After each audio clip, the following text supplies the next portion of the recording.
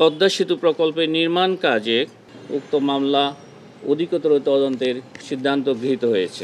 অভিযোগ সংশ্লিষ্ট জনাব মোহাম্মদ মোশাররফ হোসেন ভূঁইয়া, সাবেক সচিব, সেতু বিভাগ ও নির্বাহী পরিচালক, বাংলাদেশ সেতু কর্তৃপক্ষ; কাজী মোহাম্মদ ফেরদাউস, সাবেক তত্ত্বাবধায়ক প্রকৌশলী, নদী শাসন, বাংলাদেশ সেতু কর্তৃপক্ষ; জনাব মোহাম্মদ রিয়াজ আহমেদ জাবের, নির্বাহী প্রকৌশলী, সড়ক ও জনপথ অধিদপ্তর; জনাব মোহাম্মদ মুস্তফা, উপব্যবস্থাপনা পরিচালক, engineering and planning consultant limited, Dhaka; জনাব Mohammad Ismail, former director, international project division, SNC Lavalin international incorporation; mister Ramesh Shah, former vice president, international project division, SNC Lavalin international; এবং mister Kevin Wallace, SNC Lavalin international, একে অপরকে আর্থিকভাবে লাভবান করার উদ্দেশ্যে অপরাধমূলক অসদাচরণ ও বিধিবিধান লঙ্ঘন করে ঘুষ লেনদেনের ষড়যন্ত্রমূলক কার্যক্রম পরিচালনার মাধ্যমে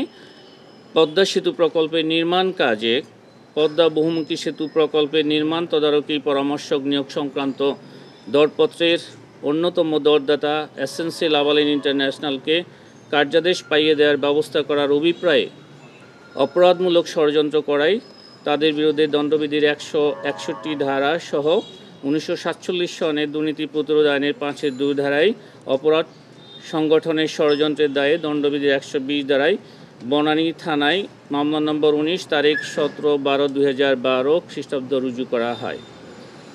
উক্ত মামলার তদন্ত শেষে 17 সেপ্টেম্বর 2014 খ্রিস্টাব্দ তারিখে বিজ্ঞ আদালতে এফআরটি দাখিল করা হয়।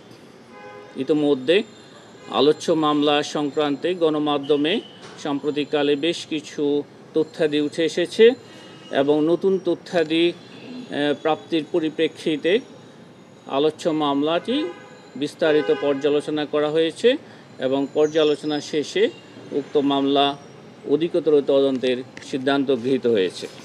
অনেক ধন্যবাদ। আচ্ছা, এখানে একটা প্রশ্ন, সেটা হলো পদ্মা সেতু আমরা জানি যে মামলা হয়েছিল, সেই মামলা আপনার তদন্ত পর্যায়ে এফআরটি দেওয়া হয়েছে। এখন এটা কি পুনরায় অনুসন্ধান শুরু হচ্ছে নাকি তদন্ত? এই মামলাটি নতুন তথ্য উপাত্ত প্রাপ্তির প্রেক্ষিতে অধিকতর তদন্তের সিদ্ধান্ত গৃহীত হয়েছে।